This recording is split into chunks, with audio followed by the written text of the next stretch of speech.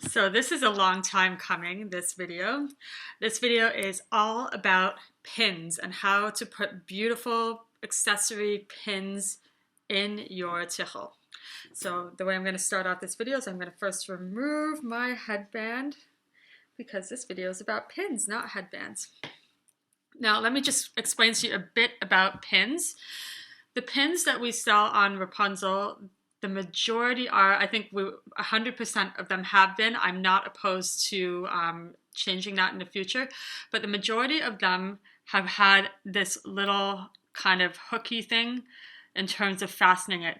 The reason why we prefer selling this kind of pin is because it's much easier, it's much easier to hook onto your Tichel instead of the ones with the, honestly there's probably some kind of technical term for this, so all you seamstresses and creative people can tell me, but there's the pins that have the little round thingy that you have to kind of hook the round thingy on, and that can get really complicated when you're trying to shove it into your Tichel, and you might end up poking your fingers. So we really like the ones that have this. As I said, if we find a really exceptional pin that has one of those round things, then I'm not opposed to bringing that to you. But in general, we want to use the ones that have these beautiful little easy to hook on back ends parts. Okay. So the first thing that you have to decide about a pin is, are you using it for decoration or are you using it to hold the Tichel together? And often the answer can be both. The answer should always be that, that you're going to use it for decoration, because even if you're using it to hold your mitpachet together, then it's still going to look pretty. You know what I mean? So like, even if I'm using it to keep my whatever from sliding, it's still going to look great because it's a pin. But based on that, that's going to determine where you place your pin. So the first pin I'm going to work with is this one, which is a Signature Max pin. It's one of the old ones. The new ones we have are even better. But what we love about the Signature Max pins is that they have a very, very long pin part, meaning that you can grab a lot of fabric in it and it's going to lie flat. So one thing you'll want to keep in mind if you are looking through your pin collection or your grandma's pin collection or something like that, is some pins just really don't work on Tichels because this might be really short, this part, and it's just going to stick out funny. So you do have to experiment with that. Something that might look great here is not going to look so great here. But usually there's a way that you can make it work somewhere. It might need to go down here. So I'm going to show you a bit about placement. First of all, I'm wearing this Tichel obviously right now. I'm wearing a sari sash with a Regal Wrap green pashmina underneath, one of my favorites. So if I were wearing this pin here, I would probably just place it right here. I usually place it on the same side that I have the tails hanging. You could place it on the other side, because why not? But I usually place it on the same side that I have the tails hanging. So I would personally place it here. You could place it lower down here. That's also very pretty. It just depends where you want the eye to be drawn, where you want the sparkle to be. You could place it farther back on the twist back here. Really, the world is your oyster. I actually have done, like, sometimes if I do a crisscross at the front, then I've done a pin right up here, right at the front. You can do sometimes really pretty stuff here if you want to be a little more exotic. Experiment with your placement because that's going to change a lot. So I'm going to start with this pin because it's the most easy to work with because it has that extremely wide part in the back. So when you put a pin on your Tichel, everyone asks, what's going to happen to my scarf? You're going to put tons of holes in it, Andrea, and it's going to wreck my scarf. So here's the truth. You might get some holes in your scarf. I've never had a pin actually wreck my scarf, and I'm pretty rough with my scarves. So the way to avoid a pin wrecking your scarf is, first of all, don't take too much fabric in with it, and always make sure to remove your pin before taking the scarf off your head. The majority of damage that I hear about is when someone takes the scarf off their head and then tries to unfold it and it ends up ripping because the pin is still in the scarf. Okay. Also, if you do happen to have a little hole, just do this with the scarf.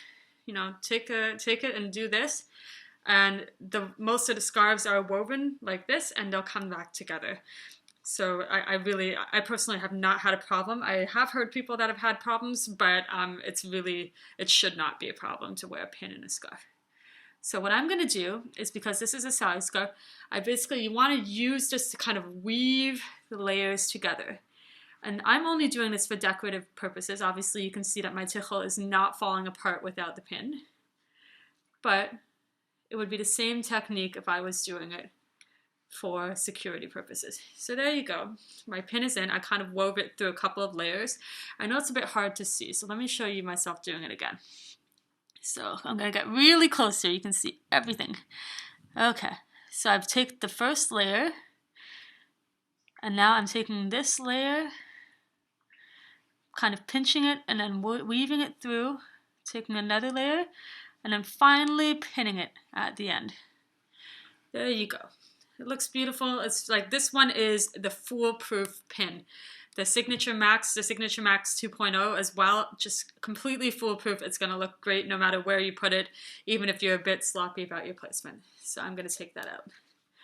Now, the next pin I'm going to put in is a little more complicated. It's one of these pins. They come generally with the Peaceful Morning pins. We call them circle pins. Many of you have them. We haven't actually officially sold them as a pin, as an individual pin, but many of you have them, so that's why I want to show you how to use it. So this one, the backing is a little smaller, and the risk of doing the smaller backings is sometimes it can kind of stick out a bit funny. That meaning that it would look good from the side, but from the front it might stick out like this. So what I do is I really want the weight of the pin to be working in my favor. So I usually put it on a bit of an angle, so there's a bit of an angle coming down instead of it just kind of being floppy like this. So let me show you what I'm talking about. I'm going to put it from an angle kind of going up, down. And this is something you can try if you have, let's say one of your grandmother's pins that you want to try using, but it doesn't really work so well. So I'm going kind of from the top to the bottom. And now I'm going to flip it in. And there we go. Now it's lying flat. See what I mean? If I didn't have it lying flat, it would look, I mean, it is still a little more floppy, obviously, than the Signature Max pin, but it looks great. If you want to avoid that sort of thing completely, then stick it in a place on your tichel that has kind of, I call it like a wave, right here where the twist ends. And the layers begin right here. If you stick it here, then it's going to look great, right?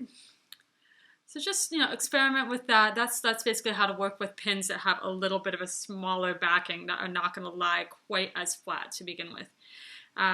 This one would also look really great on top of my head if I so felt like doing that. Now we have this pin, and this pin is also, it's not online yet. It'll be online soon, but it kind of looks like a bow starburst, and if placed correctly, it looks amazing. If placed not correctly, it looks a little weird on your head. So what you want to do with this pin is you want to not drop it on the table. If I were to place it like this up and down, then I got this whole, see how the pin backing is up here? Then if I were to do that, then I got it kind of like flopping around like this, which is, it's okay. You can do it. It's going to look fine. But most people want to avoid that. So I'm going to put it more on an angle so it lies more flat. So once again, weave it through. And then I'm going to gather some of that twist back here. I'm sorry you can't see because of my hands. It's really hard. There you go. You can see a little more now. And now that lies really beautifully and flat. And it doesn't wobble because you're kind of using the weight of the pin to come down this way. If I were to put it, let's say, the opposite way around, then it would not look so good. You would get it kind of falling over itself. So that's the best I can do about pin placement. It's really easy. It's really not difficult to do, and you just don't want to be afraid to make holes in your scarf because you really won't. There's no reason why you would make holes in your scarf. Just make sure you remove the pin before you take the scarf off your head. I haven't personally done it, but I know people that have ruined their scarves because they rip it off and then they try to fold it and the pin ends up ripping it. And be careful of your fingers, obviously. I think I poked myself once during this video and it's not It's not painless. It's not that painful either, but you want to be careful of your fingers. Okay, so have fun with your pins. Those of you wondering about Rapunzel pins, we don't have many new ones up now, but we do have new ones coming in, and they're really exciting, so you can get excited. Yay, get excited. Okay, hope you're all doing well. Bye-bye.